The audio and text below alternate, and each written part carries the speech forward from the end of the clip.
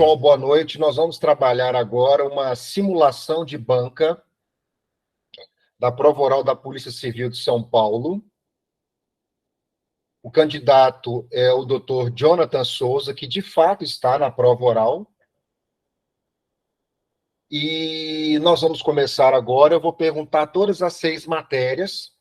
Vamos começar com a exata ordem das arguições do dia lá, para que a gente tente, o mais próximo possível, representar o grande dia. Doutor Jonathan, meu nome é Júlio Grossi, eu vou te arguir direito penal. O senhor está preparado? Estou sim, excelência. Então vamos começar. Doutor Jonathan, a primeira pergunta é a seguinte: quais são os elementos da coação moral irresistível?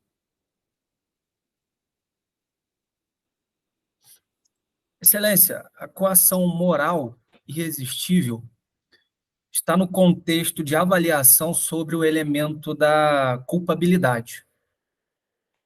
No que se refere a essa circunstância, é imperioso que se vislumbre, nesse caso concreto, uma coação do ponto de vista moral e não físico, diferentemente do que ocorre na hipótese de exclusão da conduta, quando existe uma coação física, mas nessa hipótese a coação seria moral, e, além disso, ela deve ser irresistível para que se afaste o elemento da culpabilidade. Se essa coação, por outro lado, for resistível, haverá uma incidência de atenuante e não a exclusão do elemento da culpabilidade. Ok, doutor Jonathan, eu gostaria que o senhor dissesse quais são os elementos. Segundo a doutrina majoritária, a doutrina elenca os elementos da coação moral irresistível. O senhor poderia apontá-los? Excelência, os elementos seriam, portanto, a coação, que é uma forma de constrangimento, a irresistibilidade e o elemento moral, no sentido de haver, por exemplo, uma ameaça, alguma espécie de constrangimento do ponto de vista moral. Ok. Doutor Jonathan, vamos dar sequência agora, vamos falar um pouco da parte especial do Código Penal. O artigo 210 do Código Penal traz um verbo, que é o verbo profanar. O dispositivo diz assim: violar ou profanar sepultura ou urna funerária. Doutor Jonathan, qual o sentido do verbo profanar nesse contexto? Excelência, o tipo penal mencionado está relacionado à proteção do sentimento religioso e, nesse contexto de violação, ocorre uma espécie de desdenho.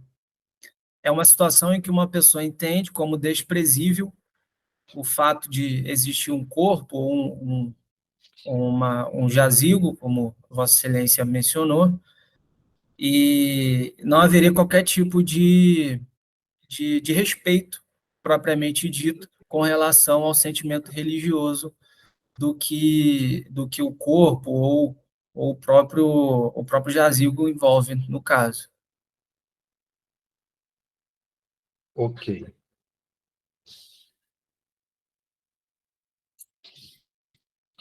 Candidato, vou fazer 2 perguntas agora sobre roubo impróprio. A primeira pergunta é a seguinte: quando ocorre a consumação do roubo impróprio, segundo a doutrina majoritária? Excelência, primeiramente, no caso do roubo impróprio, ocorre uma situação em que, durante a execução da subtração, o agente ele é surpreendido. Em um primeiro momento, ele acredita que vai realizar a subtração sem qualquer surpresa, mas aí então ele é surpreendido e, para, de fato, consumar o seu intuito delitivo, ele precisa realizar uma outra conduta, um outro ato, melhor dizendo, para garantir a sua subtração. Então, ocorre uma violência nesse contexto de execução do crime, que inicialmente seria um crime de roubo, de furto, melhor dizendo, e passa a ser um crime de roubo na modalidade roubo impróprio. Então, nesse contexto, a consumação ocorreria com a realização do ato de violência, de acordo com o entendimento mais aceito pela doutrina. Perfeito, doutor Jonathan.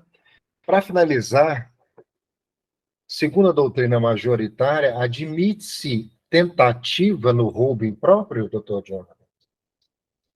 Excelência, o tema é divergente na doutrina, mas o entendimento que é mais aceito vai no sentido de admitir a tentativa, porque o agente ele pode ser impedido de realizar essa violência, mas de uma maneira que fique claro que ele, de fato, buscou, tentou realizar essa violência, mas por uma circunstância alheia à sua vontade, ele não consegue concretizá-la.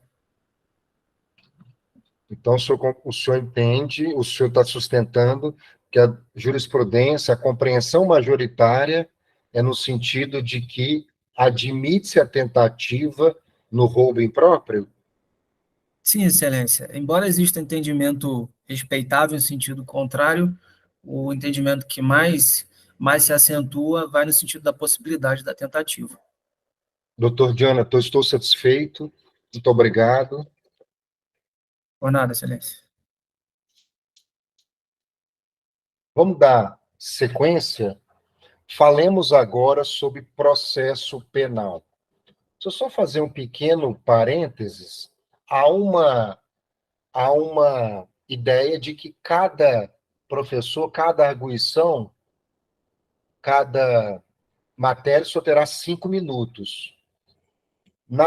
Quando formos fazer as arguições individuais, vamos nos prender a esses 5 minutos, até para que você evolua no seu poder de síntese. Perfeito. Mas vamos dar sequência. Eu costumo fazer o cronometrar, mas nas subsequentes a gente faz isso. Então vamos lá. Processo penal. Doutor Jonathan, boa noite. Boa noite, Eu excelência. vou iniciar a sua arguição em processo penal.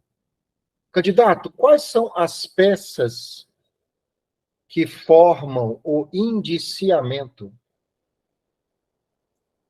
Excelência, no que se refere ao indiciamento formal, as peças pertinentes são o boletim de vida pregressa,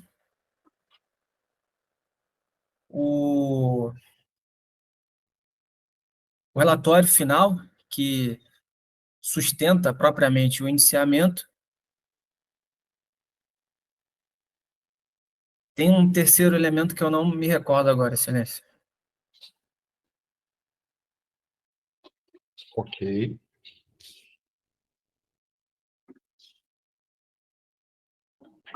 Candidato, diferencie emendatio libelli de mutatio libelli.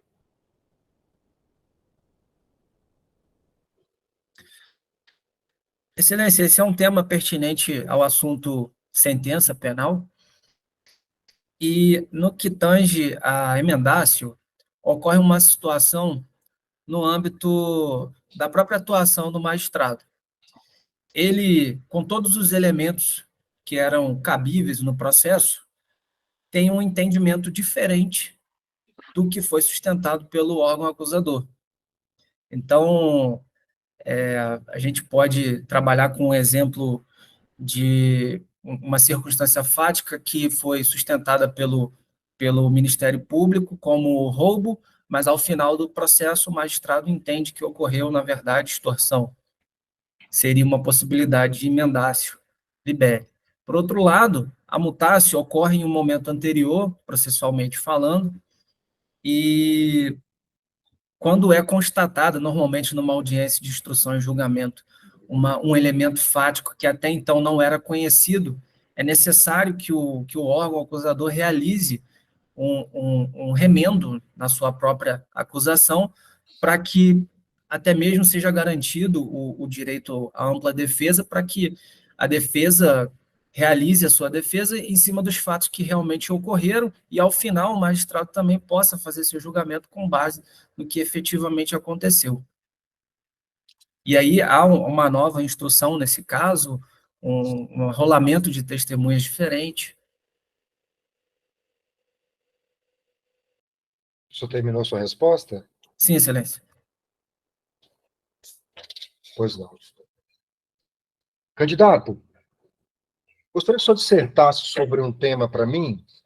O tema que eu gostaria que o senhor dissertasse é a autocomposição no processo penal.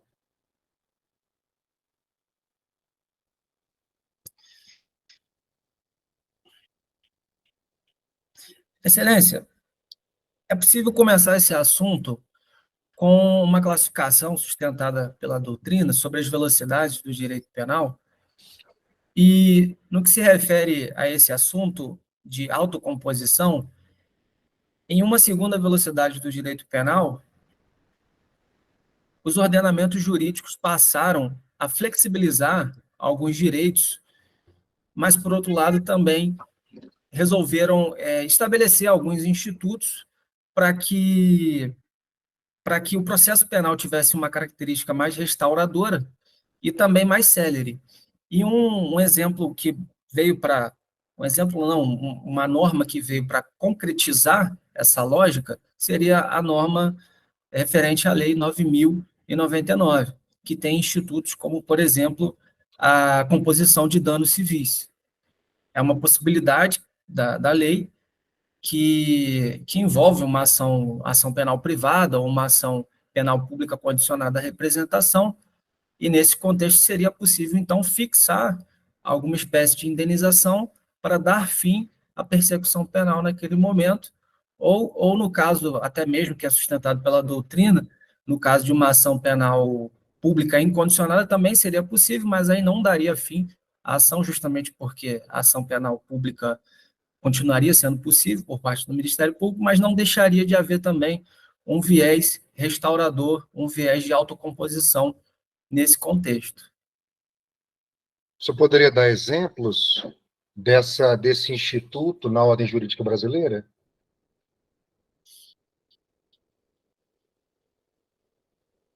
O instituto que Vossa Excelência fala Da da autocomposição. da autocomposição,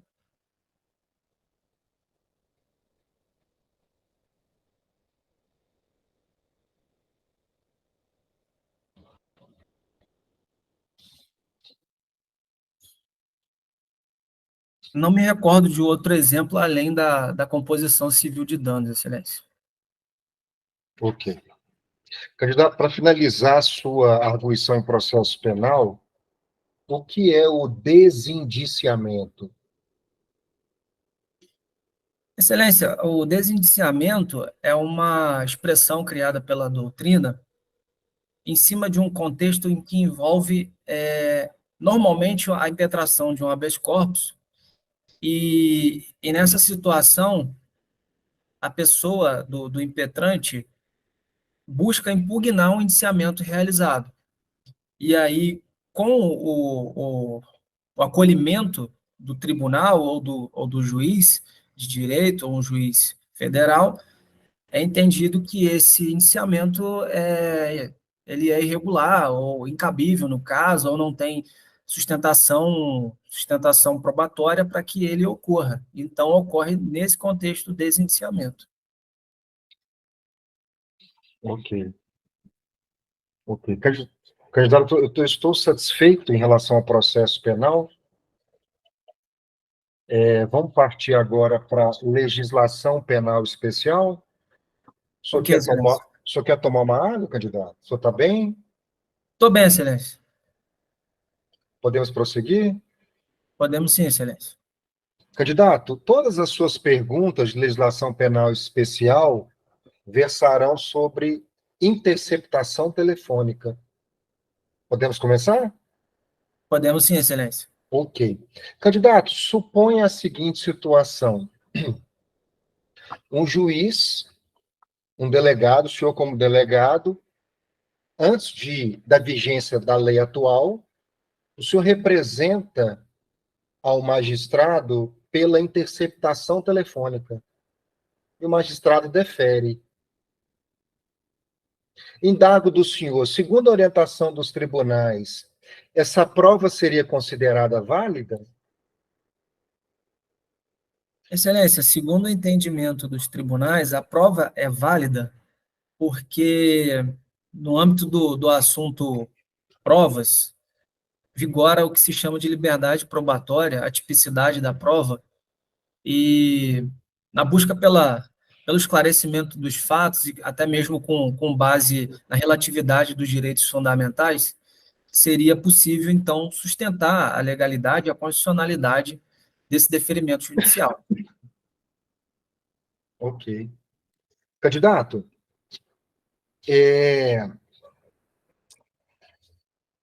sobre o tema interceptação, disserte para mim sobre o tema direito probatório de primeira dimensão. Qual a relação entre interceptação telefônica e a doutrina que divide o direito probatório em dimensões? Eu gostaria que o senhor falasse especificamente sobre a primeira dimensão do direito probatório. Excelência, esse é um assunto que envolve julgamentos da Corte norte-americana e, no que se refere a esse primeiro momento, essa primeira dimensão, teve um julgado paradigma que entendeu que deveria haver uma modificação nesse entendimento quanto à proteção da propriedade, porque, num caso específico, foi feita uma espécie de interceptação à moda da época, e foi decidido que não haveria nenhum tipo de irregularidade, porque naquela época de primeira geração, só se protegia a propriedade como um todo, porque naquela época não existia celular, então os telefones ficavam dentro das residências, e aí, como não teria ocorrido uma violação à propriedade da casa, ninguém teria entrado na casa, não haveria irregularidade até então. Esse era o entendimento vigente. Mas a partir essa primeira dimensão passou-se a incluir também a proteção do fluxo de conversa que ocorria por meio telefônico.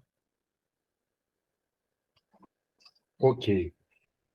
Candidato, o que é fundamentação aliunde ou per relacionem?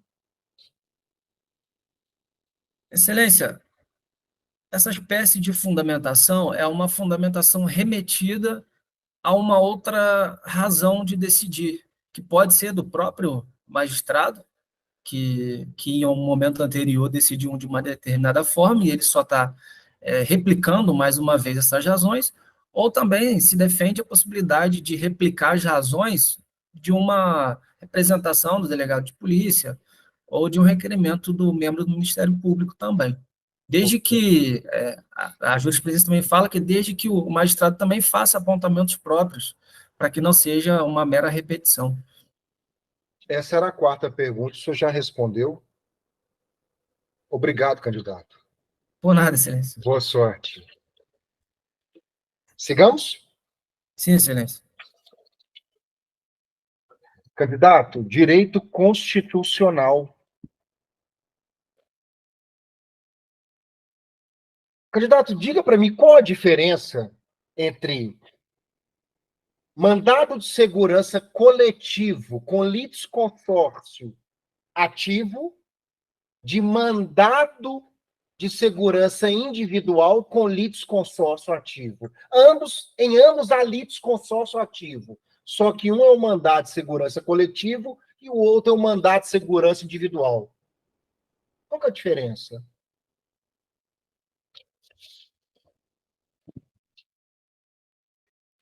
Excelência, tanto uma espécie como outra espécie de mandado de segurança é um remédio constitucional e cada um tem suas peculiaridades no que se refere ao mandado de segurança individual. É necessário que seja comprovado um direito líquido e certo e que não seja cabível habeas corpus ou habeas data.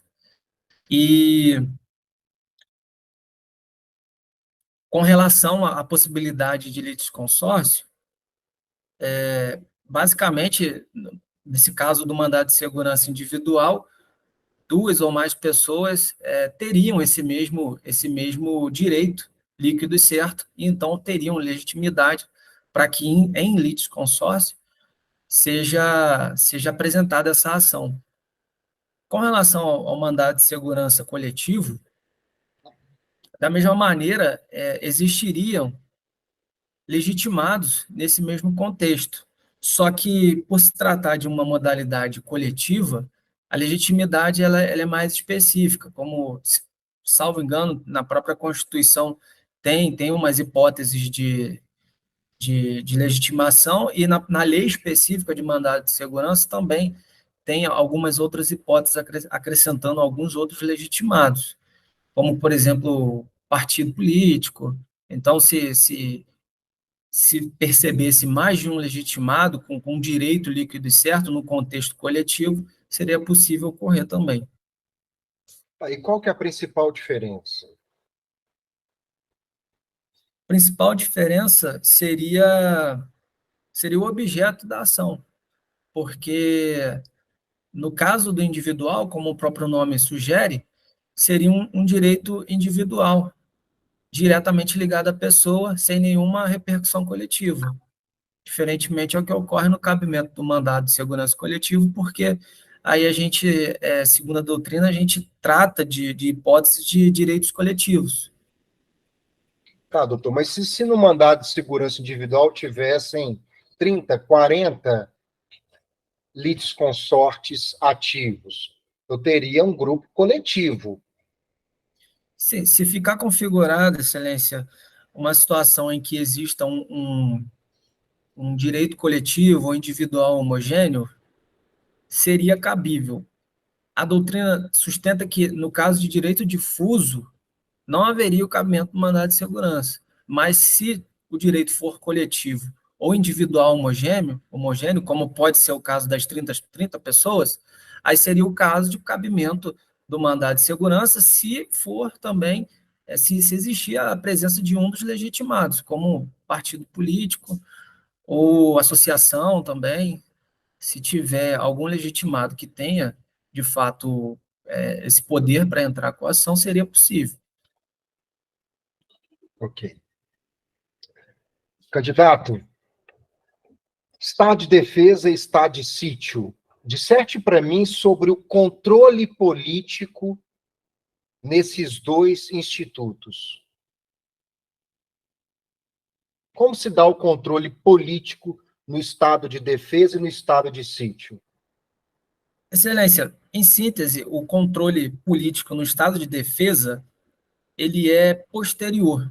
Primeiro, o presidente da República realiza a edição do decreto do estado de defesa e, em um momento posterior, o Congresso realiza o controle político, diferentemente do que ocorre no estado de sítio, porque ele realiza uma solicitação de edição do decreto. Então, previamente, esse controle é realizado pelo Congresso. Ao final também da concretização das medidas, também é possível realizar levantamentos por parte também do Congresso Nacional, no sentido de buscar responsabilização, fazer alguns ajustes finais quanto à aplicação das medidas. Ok. Candidato, emenda à Constituição. O senhor sabe que a emenda à Constituição é votada nas duas casas em 2 turnos. Qual que é o intervalo que deve se observar para a votação nas duas casas legislativas? Excelência, esse intervalo não tem positivação na Constituição e também em qualquer outra norma infraconstitucional. Mas na doutrina existe ensinamento no sentido de que essa votação nos 2 turnos não pode ser no mesmo dia. porque não haveria reflexão e não haveria respeito com um processo legislativo especial e importante como esse, e haveria, nesse contexto, uma espécie de precipitação. Mas existe julgado do STF que não encontra óbice quanto a essa votação ocorrer no mesmo dia, desde que siga os outros regramentos constitucionais. Ok. Candidato, como que se dá o poder executivo e o poder legislativo nos territórios?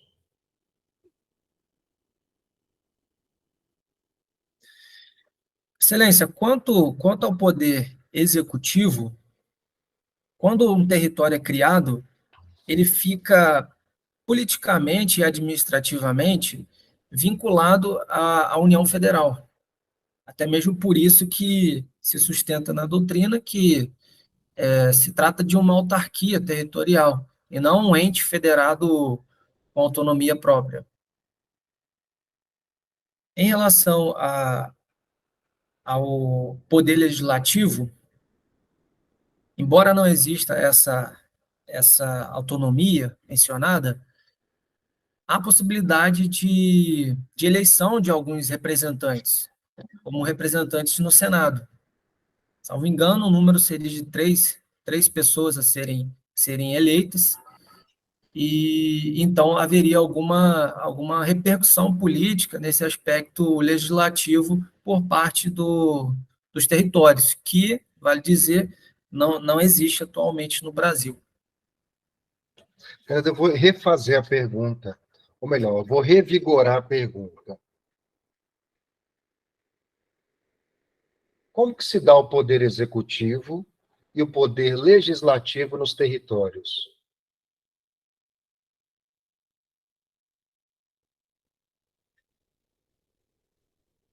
Nesse contexto, Excelência, de vinculação do território em relação à União, a União, para que faça essa representação, nomeia um governador.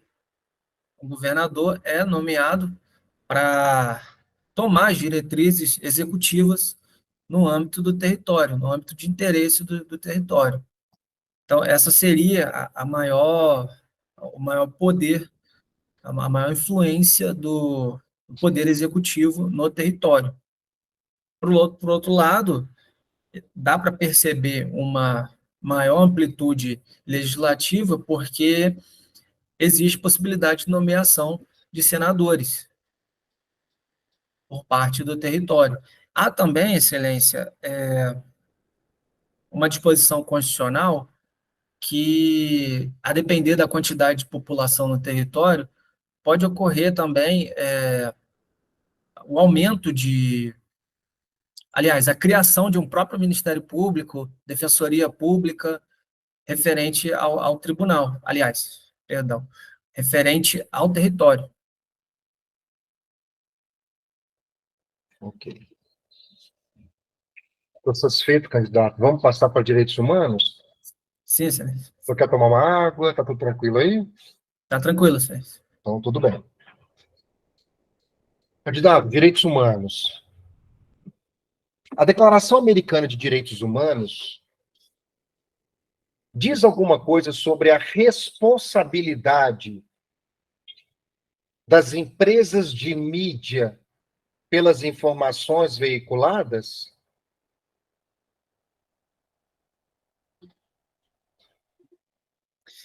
Excelência, diretamente não há uma previsão expressa quanto ao tema, mas a declaração mencionada trata, sim, do direito à informação, do direito de expressão, e como a maioria dos direitos fundamentais, dos direitos humanos, também não se trata de um direito absoluto.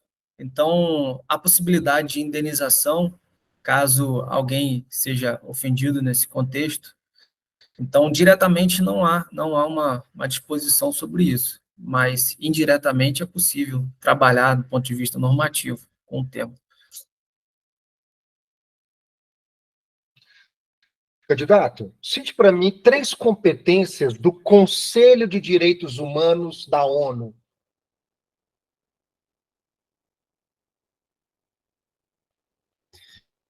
Excelência, é possível mencionar a competência de emissão de relatórios?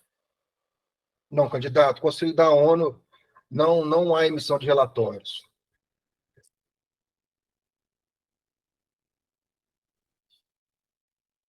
Excelência, qual conselho que seria?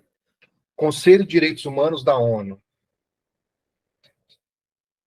Excelência, uma das competências na verdade, a própria difusão dos direitos humanos, por meio de campanhas, por meio de propagandas. Além disso, também, é uma competência fazer o acompanhamento do cumprimento de algumas medidas que são recomendadas ou ordenadas por meio da comissão, por meio da corte.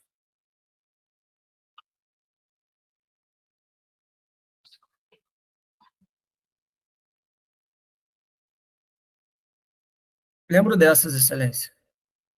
Ok. Candidato, dignidade da pessoa humana. Como que surgiu a concepção de dignidade da pessoa humana? Excelência, é possível fazer uma série de abordagens sobre a origem do tema, mas na doutrina a gente percebe uma abordagem muito ligada ao movimento kantiano, que colocou a pessoa em um patamar avalorado, no sentido de que a pessoa, diferentemente das coisas, não tem valor, não tem preço. Então, a partir de movimentos históricos, situações históricas, como a própria Segunda Guerra Mundial, foi feita uma releitura de como o ser humano deveria ser tratado. Então, a dignidade da pessoa surge como um grande fundamento, que inclusive está previsto na nossa Constituição e é dito pela doutrina como grande fundamento dos direitos humanos. E nesse sentido, a doutrina classifica a dignidade da pessoa humana como uma característica intrínseca do ser humano, que tem um único requisito, que é justamente ser um ser humano, se tratar de um ser humano. Então, não há necessidade de qualquer outro preenchimento de requisito, porque justamente busca-se inverter a lógica das coisas, afastando, por exemplo, em vários âmbitos do direito, a patrimonialização, trazendo uma nova leitura de vários ramos do direito, como direito civil, direito administrativo, direito constitucional e, obviamente, os direitos humanos também. Ok. Candidato, para finalizar, a doutrina aponta que os direitos humanos têm 2 elementos: elementos negativos, ou elemento negativo e elemento positivo. Quais são esses elementos nos direitos humanos? Negativo e positivo.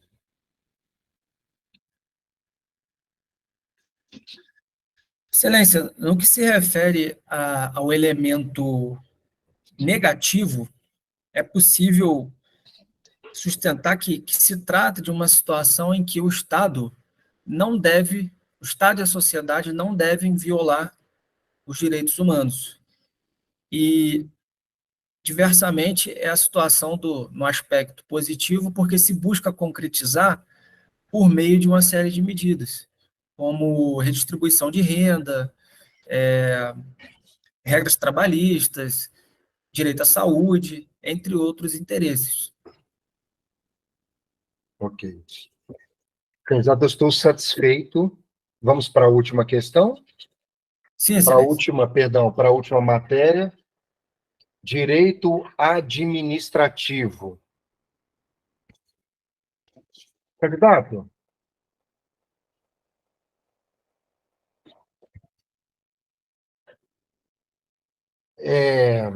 a quem pertence o bem vertido para concessão na parceria público-privada? Ao final da parceria público-privada, os bens vertidos para aquela concessão ficarão com quem?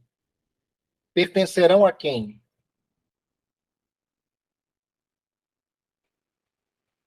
Excelência, em razão do princípio da continuidade do serviço público, é possível dizer que esses bens, quando voltados, vinculados a uma atividade pública, notadamente um serviço público, eles permanecerão à disposição do serviço público, que ocasionalmente pode ser nas mãos do próprio Estado ou tendo algum outro tipo de parceria, concessão, algum outro tipo de delegação, também poderia ser colocado à disposição de uma nova pessoa jurídica ou física, mas desde que voltada para o serviço público em razão da continuidade, o princípio da O continuidade. verbo não foi disponibilizar, foi pertencer. A quem pertencerão, a quem pertencerá esses bens?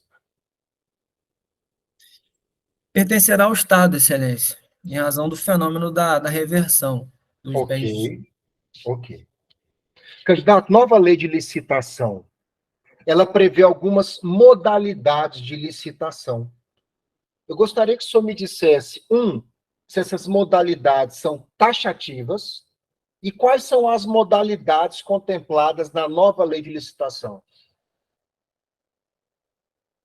Excelência, começando pelas modalidades, o rol que ficou fixado na nova lei começa com a modalidade da concorrência, também temos a modalidade de leilão,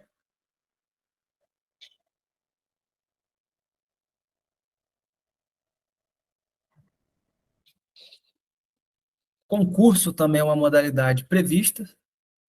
Além disso, também foram trazidas, na verdade, foi trazida a modalidade de pregão também para a nova lei de licitações e também foi criada a modalidade de diálogo competitivo.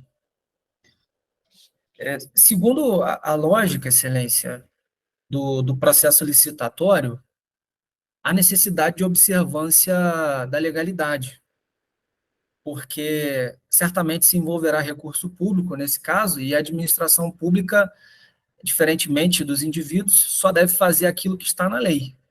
Então, não havendo nenhum tipo de previsão que indique uma possibilidade de uma modalidade de licitação, é possível dizer que esse rol é taxativo. E na lei anterior?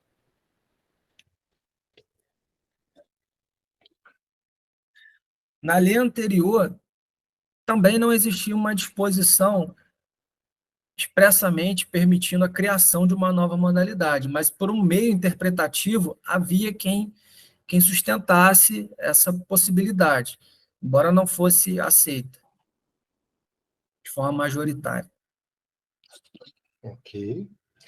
Candidato, ainda sobre licitação, diferencie para mim licitação dispensável de licitação inexigível.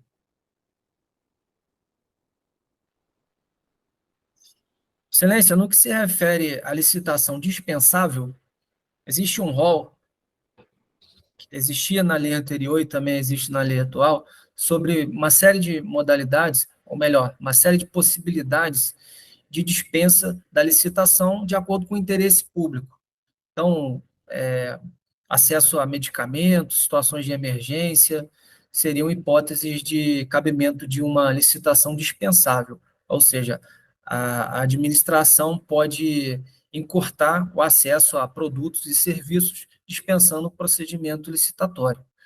Diferentemente ao caso da inexigibilidade da licitação, porque existe um rol menor taxativo previsto na lei que envolve situações que não têm possibilidade de concorrência, diferentemente do que ocorre na licitação dispensável, porque haveria sim possibilidade de concorrência, mas de acordo com o interesse público, o legislador sempre entendeu que deveria ser, nesse caso, ou poderia, porque é dispensável, ser então dispensada essa licitação. Mas no caso da licitação inexigível, de fato não tem como competir, então o legislador entende que que essa licitação não será realizada, como é no caso de contratação de artistas com conhecimento, com reconhecimento público notório, a modalidade nova de credenciamento também, entre outras hipóteses. Ok. Então, para finalizar, a Lei Orgânica da Polícia Civil de São Paulo. Gostaria que o senhor fizesse para mim uma correlação entre a independência das instâncias e o Instituto da Reintegração, ambos do artigo 65.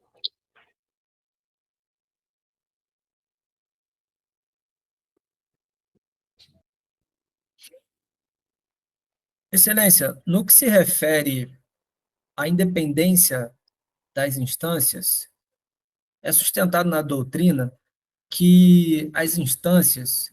Doutor, eu peço licença para te corrigir. Eu não quero saber a posição doutrinária. A minha pergunta é com foco no que dispõe a Lei Orgânica da Polícia Civil de São Paulo. Sim, Excelência. Embora a independência da instância diga que não, como regra, não haverá influência da instância administrativa na judicial, a Lei Orgânica da Polícia Civil do Estado de São Paulo prevê que, na situação em que existe uma decisão judicial que determine o retorno do servidor público, embora a administração pública possa ter decidido em sentido contrário, ele, de fato, voltará a pertencer aos quadros da Polícia Civil. Quando que ele voltará? Qual o pressuposto para isso ocorrer? O trânsito em julgado da decisão, Que decidir o quê? que decide a reintegração do policial civil. Excelência. A decisão vai decidir a reintegração. Sim, Excelência, por uma eventual incorreção administrativa, violação de alguma norma, um princípio. Dessa forma, haveria uma flexibilização da independência das instâncias. Ok. Doutor Jonathan, eu te agradeço, dou os parabéns. Bem-vindo à Polícia Civil de São Paulo. E nós terminamos aqui a sua arguição. Eu te agradeço. Sucesso. Eu que agradeço, Excelência. Obrigado. Queridos amigos, eu fiz as minhas contas aqui, Jonathan. Você passaria, mas precisamos fazer alguns apontamentos. Vamos passar juntos aqui as questões. E eu tenho, você sabe disso, já te falei, você me acompanha nas redes sociais, né? Eu tenho 19 anos que eu sou professor. E eu não tenho nenhuma observação em relação à sua postura. Sua postura é extraordinária. Né? De vez em quando você tem mexido na cadeira, especialmente quando a pergunta é muito incômoda, você dá uma mexida na cadeira. Mas ela é muito sutil. Mas procure se atentar para isso. Daí a importância de você se expor, arriscar, para que você vai se acostumando com o incômodo que as perguntas difíceis criam.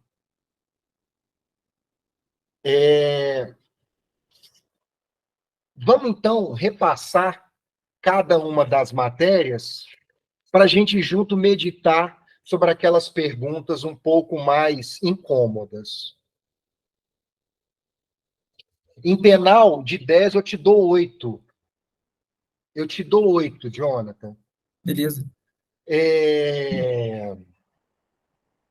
A questão dos elementos da coação moral irresistível, realmente nem todos os autores tratam. Só um detalhe para os colegas que estão acompanhando aqui, não sei se algum ou alguns estão aqui pela primeira vez, todas as perguntas foram tiradas da prova de 2018. Então, eu não inventei nenhuma pergunta. São perguntas que foram feitas aos candidatos. Caso nós tenhamos outras arguições aqui, eu vou começar a pegar da prova de 2022. Mas foram perguntas feitas pelos examinadores. Então, em penal, a única pergunta... Ah, não, vamos lá. Elementos da coação moral irresistível. Quem trabalha muito bem isso é o Masson. Kleber Masson, ele decanta, ele diferencia, ele arrola quais são os elementos da coação moral irresistível. Você colocou muito bem. Exclui a culpabilidade, é um dos elementos da inexigibilidade de conduta diversa. E você tateou o assunto, tateou. Só não feriu frontalmente. O que Masson fala? Tem que haver uma ameaça do coator, que o perigo tem que ser inevitável, se você puder fugir, não há falar em coação moral irresistível, e não é uma regra absoluta, mas pelo menos a presença de 3 pessoas, coator, coacto e vítima. Mas você passou ali 90% da questão. O verbo profanar você acertou, menosprezar, macular, roubo impróprio, consumação perfeita.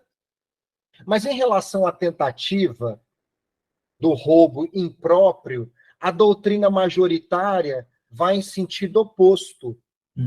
O Rogério Greco, por exemplo, discorda. Mas no livro dele, que eu tenho ele aqui, e eu consultei para preparar o nosso encontro, o Rogério Greco, ele afirma: a doutrina majoritária entende que não se admite tentativa. Ou você furtou, ou você tentou, ou você praticou a violência e houve o roubo impróprio. Se você tentou praticar a violência, mas não conseguiu, consumou-se, ou melhor, consumou-se não, há furto tentado. Tudo bem? Beleza. Beleza? Vamos lá, sigamos. Pessoal, algum comentário? Você está tudo tranquilo aí? O Jonathan, realmente, eu acho que ele aumenta muito o sarrafo. Ele é muito bom com as palavras, muito bom. Mas é isso aí, que o cara está treinando. Jonathan, em processo penal, Ei, Laís, boa noite, que alegria ter você aqui. Se quiser ligar o áudio e fazer algum comentário, fica à vontade. Ô, professor, boa noite. Boa noite, Jonathan. Parabéns, gostei muito de assistir. Eu tinha uma dúvida, mas em relação ao curso, se o senhor poderia dar informações ao final. Claro, claro, vamos sim. Vamos Eu conversar sim. agradeço. Eu vou aguardar. Obrigada. Tá bom, obrigado a você. Jonathan e demais amigos. Jonathan, tem um tema para nós delegados, que é um tema que a gente não pode titubear, que é o tema inquérito policial.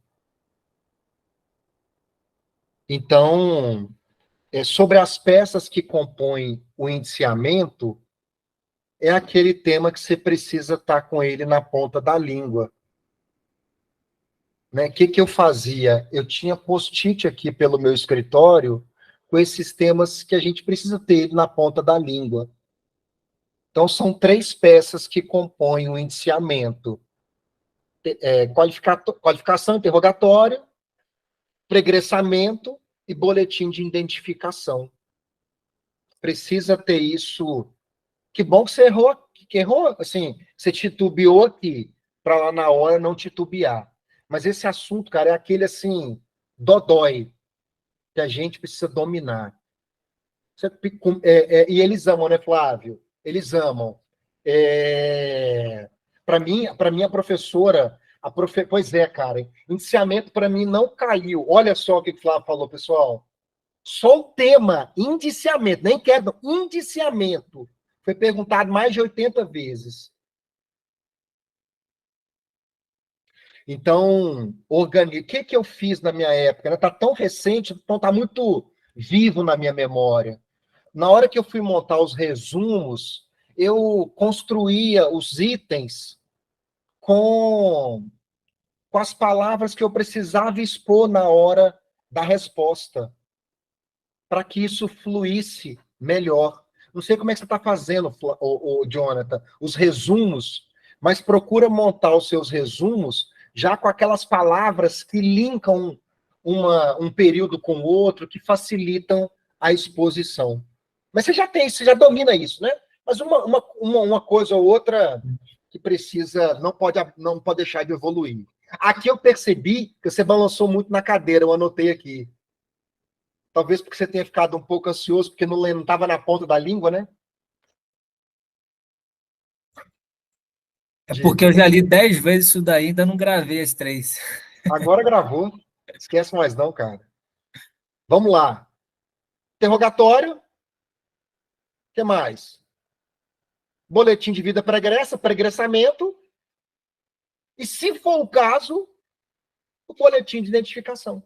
Uhum. Bom, falando em organização melhor, em uma exposição mais limpa, emendácio e mutácio, na hora que for fazer seu resumo, todos os colegas que estão aqui, se eu estiver sendo muito pueril, muito superficial, peço desculpas, eu tenho que falar.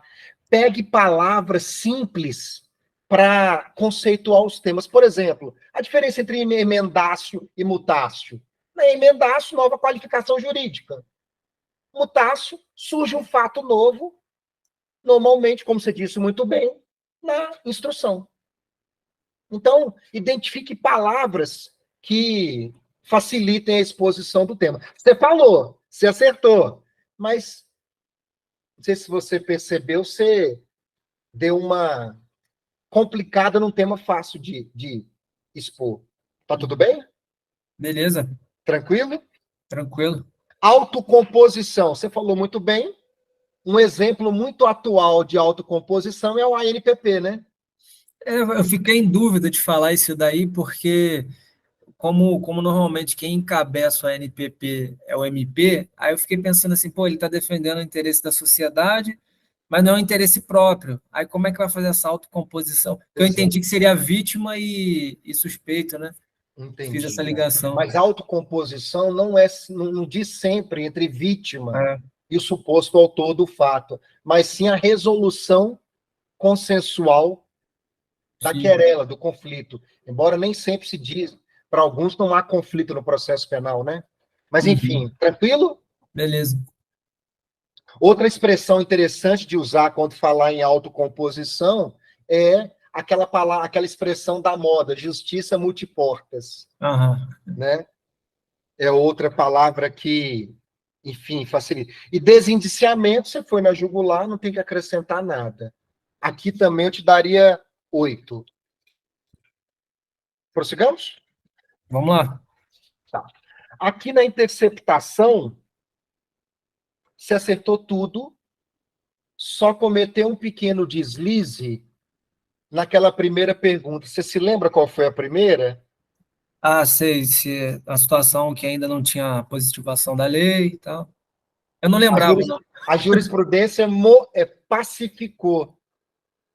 Seria inválido. Porque era uma norma constitucional não autoaplicável. Necessitava da regulamentação.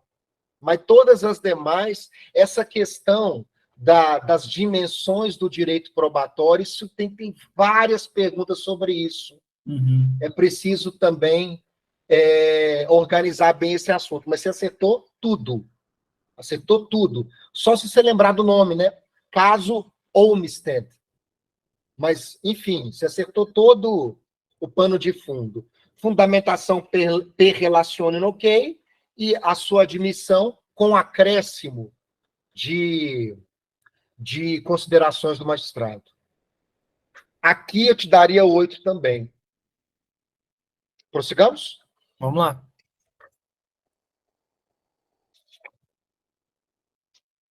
Professor, deixa eu só colocar a tomada aqui no notebook na tomada que está descarregando. Só um minutinho. Tá, à vontade, vai lá.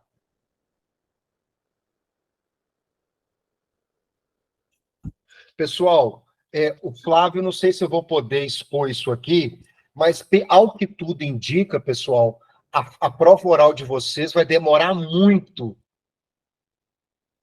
porque a Cadepol está ocupada em finalizar o atual concurso e vai corrigir as discursivas de vocês. Então, vocês têm muito tempo para corrigir a rota. Então, eu quero fazer, daqui a 2 semanas, outra arguição dessa. Então, na próxima, se o Jonathan quiser, estaremos juntos, mas eu gostaria que mais e mais colegas arriscassem. E não precisa estar matriculado no concurseiro Pro, não, né, Flávio? Pode ser alguém que ainda não tenha se matriculado, que queira participar dessa arguição. Não é isso, Flávio? Deixa eu ligar minha câmera aqui, eu só estou na cama, vocês não reparam. Calma aí. Aí. Na verdade, a preferência é por aluno, só que como muita gente não está querendo se expor, a gente abre para pessoas que ainda não são alunos. Então, se a pessoa tiver... A gente manda sempre lá no grupo dos alunos, aí não dá interesse, a gente abre para outras pessoas. Eu Então, abri para... A última quem fez comigo foi a Júlia. A Júlia não é aluna, mas aí, como eu queria fazer com 2 pessoas, ela acabou topando participar. Joia. Então, a gente faz assim, tenta insistir com o grupo, e se ninguém do grupo, a gente posta nas nossas redes sociais, chamando alguém que não esteja ainda matriculado.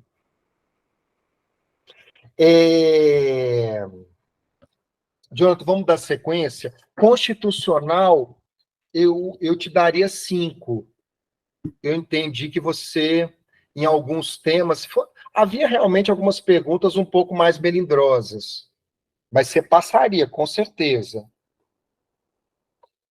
Olha o Flávio aí, pessoal. Espera aí que isso é importante. Se alguém que está aqui já quiser se comprometer com ele para fazer uma próxima arguição, olha aí, ó. O Instagram dele é @Flávio Vilela, com 2 L's, 1. Vamos lá. Jonathan, essa primeira de constitucional eu achei bem maldosa, mas estava lá, a gente não pode querer escolher só as questões, digamos assim, mais óbvias. Qual que é a diferença entre a questão do litisconsórcio ativo? Isso foi só para complicar, porque não muda nada. Qual a diferença entre mandado de segurança coletiva e individual? Que no coletivo, essas entidades que você apontou atuam como substituto processual. Defendem em nome próprio interesse alheio. No individual, você defende em nome próprio direito próprio. Então, a diferença principal é essa. No coletivo, como substituto processual. No individual, atua em nome próprio, defendendo o interesse próprio. Sobre o controle político nesses estados de crise constitucional, lembrando, você foi muito bem, só não esquecer que tem um controle também durante, que é nomeada uma comissão com 5 deputados e 5 senadores para acompanhar as medidas durante o estado de defesa, durante o estado de sítio. Lembrou, Jonathan? Lembrei. Você brilhou na questão do intervalo das votações. Brilhou. Porque é típica questão para incomodar. A Constituição não traz. E, de fato, o Supremo entende que o ideal é que haja esse espaço para reflexão, mas não há nada que impede que haja votação sucessiva. E, para finalizar, a questão do território, vamos lembrar, pessoal, são autarquias federais, há um governador nomeado não pela União, mas pelo presidente, e que depende de aprovação do Senado Federal, que não tem senador, mas um número de 4 deputados fixos. E se tiver mais de 100 mil habitantes, aí vai ter aquilo que você falou, Ministério Público, Defensoria, porque com menos são defensores públicos, juízes federais. Direitos humanos também eu te daria 5, Jonathan. Direitos humanos é uma matéria bastante melindrosa e tem que ter muita atenção. Muita atenção. Aqui, pessoal, eu vou falar... Eu não vou falar o nome do cursinho, porque não acho que seja correto. Mas eu fiz um cursinho muito especial em direitos humanos, porque nós sabemos que é a matéria talvez mais pesada na PCSP. Tanto que o nosso CFP, ao que tudo indica, nós sairemos pós-graduado em direitos humanos, porque eles têm um foco muito grande. Então, vamos lá. Então, faça um cursinho, talvez valha a pena, para que você aprofunde e especialize. Declaração Americana de Direitos Humanos prevê no artigo 14, você disse que não previa, mas prevê no artigo 14 que as empresas de mídia serão responsáveis por informações inverídicas ou ofensivas. 3 competências do Conselho de Direitos Humanos da ONU. Você disse praticamente todos. Porque a ideia é essa, promover o respeito aos direitos humanos, educação em direitos humanos. A ideia é essa. Como surgiu a concepção de direitos humanos? O primeiro autor que vem à cabeça é Kant, mas a doutrina de direitos humanos sempre aponta também Santo Tomás de Aquino, porque ele menciona nas suas homílias a questão do homem como dotado de dignidade. Então, além de Kant, não esquecer de mencionar na origem Santo Tomás de Aquino. E os elementos negativos ou positivos se acertou. Negativo, proibir tratamento degradante, e positivo, a concessão de condições materiais mínimas. Você falou. Não com essas palavras, mas você falou. Para finalizar, administrativo. A quem pertence o bem ao final? A administração pública, ao Estado. Modalidades, ok. A diferença dispensável e inexigível, ok. Agora, essa da reintegração, que você precisa organizar melhor. As instâncias não são administrativa e a instância judicial. É civil, criminal e administrativo. E tem uma disposição muito curiosa, que é o parágrafo 2º do artigo 65. Jonathan, eu vou te falar o seguinte. Eu vou te mandar, eu fui procurar aqui, eu tenho a lei orgânica comentada. Eu vou te mandar. Beleza. Tá? Mas, na verdade, para vocês têm um grupo. Nós temos um grupo, não é isso? Eu vou postar no grupo, pessoal. Assim que acabar aqui, eu vou postar no grupo a minha lei orgânica da Polícia Civil de São Paulo, que eu comentei, para que todos possam ter acesso a ela, tá? E olha que curioso. O Flávio, sabe o delegado Marcelo Bessa? Ele foi meu arguidor de administrativo. Sei sim. Comeu meu filho. É Lessa mesmo. É Lessa, né? Eu falei Lessa. É. Acho que ele tem uns 30 anos que ele é delegado. Não parece, mas ele... Eu sei dele porque... Você lembra daquela legítima defesa trágica? Não sei se você vai lembrar dessa questão. Ah, Ninguém sabia que merda era aquela. E ela era... É uma tese dele. Era a tese dele, exatamente. Por isso que eu sei quem é ele agora. Ele arrancou meu fígado lá e ele fez essa pergunta para mim, Jonathan, sobre a reintegração. Olha que curioso.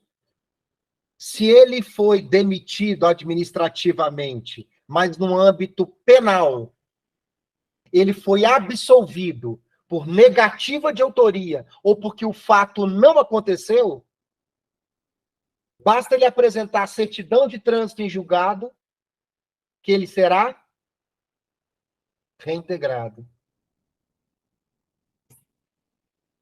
Então, a independência das instâncias não é absoluta. Foi essa pergunta que me foi feita lá. Me fiz claro, Jonathan, tranquilo? Sim, São sim. independentes. O que decidido no civil, no criminal, em sede administrativa, não se comunicam, são independentes. Mas essa independência não é absoluta, que em caso de absolução no crime, por negativa de autoria ou inexistência do fato, ele será reintegrado com o pagamento de todos as verbas que ele deixou de receber. Eu dei uma viajada nisso aí, acho que eu fiquei preocupado de saber o que estava nesse artigo que você falou, que eu não lembrava, eu fiquei, Tá o tudo que bem. será que está lá? Mas, no final das contas, essa disposição é bem parecida com outros estatutos até, né? Perfeito. E, na verdade, você não deixou de falar. É. Você só não desceu ao detalhamento, mas você não deixou de falar. Administrativa também te daria 8 pontos e você está aprovado, cara. Exato, Fabiano. Não é absoluta. Show, cara. Pessoal, é isso. Gastamos aí 1h05. Obrigado, Laís. Laís, o Flávio, digamos assim, ele é o head, é o cabeça da nossa turma de delegado. Flávia, Laís quer saber um pouco mais sobre o curso. Você falaria agora ou ela que procure? O que você sugere? Não, a gente fala agora. É bom que, se for para o YouTube, é bom que já fica claro para todo mundo. Funciona da seguinte forma o de banca simulada.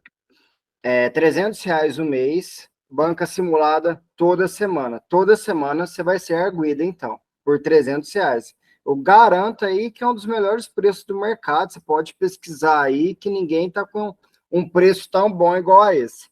Então, R$300, arguida toda semana, só que a gente está com vagas esgotadas.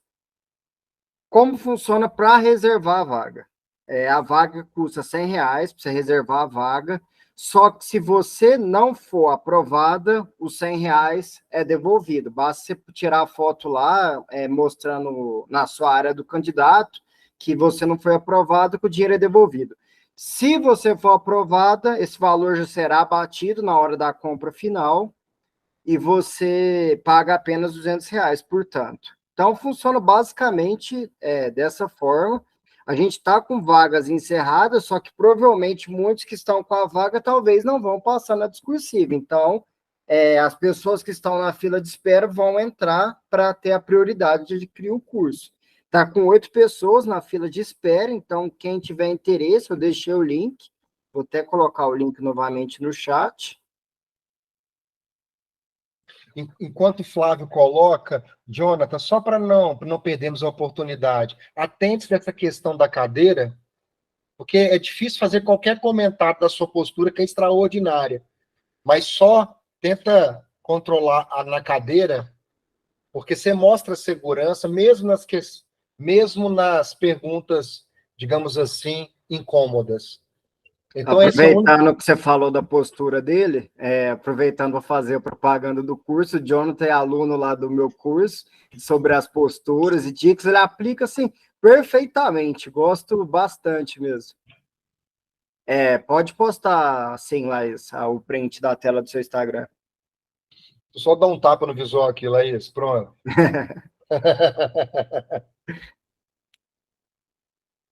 Mas, Jonathan, meus parabéns.